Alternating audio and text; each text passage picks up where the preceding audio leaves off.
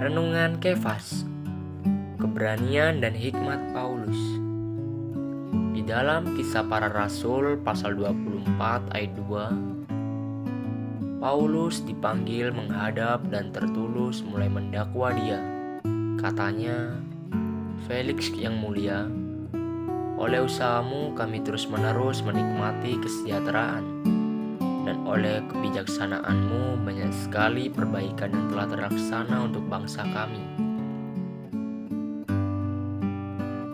Ketika Paulus mengumumkan bahwa ia adalah orang Farisi dan bahwa ia dihakimi mengenai pengharapan dan kebangkitan orang mati, timbullah pertengkaran antara orang-orang Farisi dan orang-orang Saduki, dan terbagi-bagilah orang banyak itu.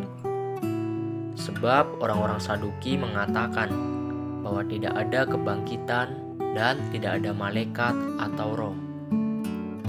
Tetapi orang-orang Farisi mengakui kedua-duanya. Lalu terjadilah keributan besar. Beberapa ahli Taurat dari aliran Farisi tampil ke depan dan membantah dengan keras. Katanya, "Kami sama sekali tidak menemukan sesuatu yang salah pada orang ini. Barangkali ada roh atau malaikat yang telah berbicara kepadanya." Paulus dengan bijaksana memanfaatkan situasi itu.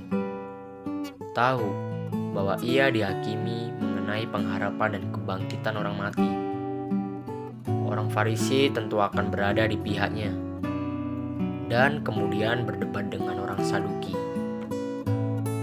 Ketika Paulus menemukan bahwa menyatakan identitasnya sebagai warga negara Roma sangat membantu dirinya, ia berbuat demikian.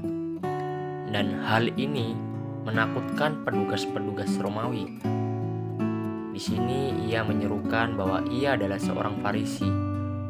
Tahu bahwa hal ini akan menyulut satu pertentangan antara orang Farisi dengan orang Saduki. Sekali lagi, Paulus memakai hikmatnya untuk menghindari penganiayaan. Seperti yang telah kita lihat, Paulus menghadapi para penentangnya dengan cara yang berbeda dari yang Kristus lakukan. Ketika Kristus demi pengenapan penebusan dihakimi oleh orang-orang, dia tidak membuka mulutnya. Tetapi Paulus, sebagai seorang rasul yang setia dan berani yang diutus Tuhan, menggunakan hikmatnya untuk menyelamatkan nyawanya dari para penganiayanya, supaya ia dapat menyelesaikan perjalanan ministrinya. Demi melaksanakan ministrinya, ia berusaha untuk hidup selama mungkin. Sobat Kefas, Kisah Para Rasul pasal 23 ayat 10 melanjutkan. Pertengkaran besar pun terjadi, sehingga kepala pasukan takut kalau mereka akan mengoyak-ngoyak Paulus. Karena itu, ia memerintahkan pasukan untuk turun ke bawah dan mengambil Paulus dari tengah-tengah mereka dan membawanya ke markas. Inilah kedaulatan Tuhan, menyelamatkan Paulus dari tangan orang-orang Yahudi. Terang hari ini, apakah yang menunjukkan bahwa Paulus berhikmat?